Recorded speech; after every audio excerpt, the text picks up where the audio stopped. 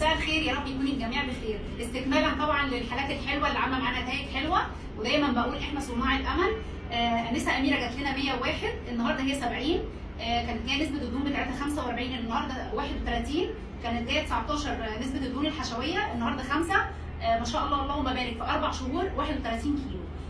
اميره طبعا دخلت لنا حد، وخلاص احنا قربنا على المثالي خلاص، وخارجه من عندنا حد تاني. طبعا احنا كل الفضل حضرتك بعد ربنا، يعني بصراحه الدكتور يعني فوق ممتاز جدا. يعني انا كنت جايه لها اخد الثقه في كل حاجه في حياتي، يعني ما كنتش بقدر اقف على ركبتي ونفسيتي متدمره وكل حاجه. يعني الدكتور غير كل حاجه من نفسيتي، يعني الحمد لله. طبعا خسيت جدا والعرض بتاعي بص يعني كانت جايه دايما بتشتكي لي يا دكتور ملمنيني انا عريضه انا عريضه. دي كانت عرضها دلوقتي البنطلون فرق معايا جدا. احنا غيرنا مقاسات كتير اصلا. البنطلون بس ما كانش بيخش فيا، ما كانش البنطلون بيخش من ركبتي اصلا. يعني الحمد لله الحمد لله والله بعد ربنا. يعني ربنا يخليكي لينا بجد بجد فرحانه جدا عشان حضرتك في حياتي حبيبتي يا اميره. والله يمكن ربنا كرمني عشان حضرتك في حياتي. ربنا يخليكي يا اميره. شكرا جدا لحضرتك حبيبتي ربنا يخليكي يا رب.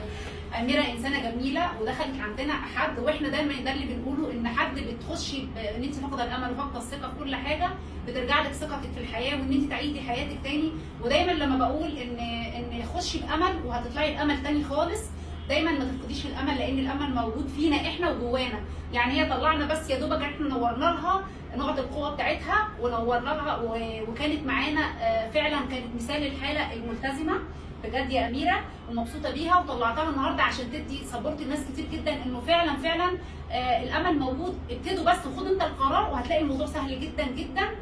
كملي يا اميره، وعايزاكي مش بعد ما تمشي خلاص ان احنا زي ما بقول ان التغذيه اسلوب حياه، خلاص ان انت بعد ما تمشي ترجعي تبوظي، لا زي ما ماشيه على اسلوب حياتك تقدري تكملي بيه. لا بالعكس يا دكتوره بصراحه، يعني حتى بعد ما يعني باجي فتره ان انا اقف مع حضرتك يعني شويه، بلاقي نفسي ان انا خلاص اتعودت على النظام اللي انت مشيتيني عليه اصلا. برافو عليك جدا. يعني نفس النظام اللي انا ماشيه عليه بقى خلاص، لما باكل اكتر بحس ان انا خلاص مش قادره بوقف عند الحد ده. هو ده اتعودت خلاص. هو ده التلقائيه دي، ان انا فهمت جسمي محتاج ايه، فانا خلاص لما بزود برجع افهم. خلاص انا عرفت نمط حياتي وعرفت ان انا امشي ازاي. هو ده اللي انا بقصد اوصله من اول ما البيشنت تيجي عندي. هو ده اللي انا بوصله، ان انت شغل دماغك. اول ما تشغل دماغك هنا هتقدر ان انت تتحكم فيه. فدخلنا المفيد بالنسبه لها وخرجنا اللي مش مفيد. عدلنا لها اللايف ستايل بتاعها، قلنا لها ايه المفيد بالنسبه لك وايه اللي مش مفيد. بتمنى لك تتمني يعني تفضلي كده. وطبعا بقينا قمر، بقينا ليدي خالص.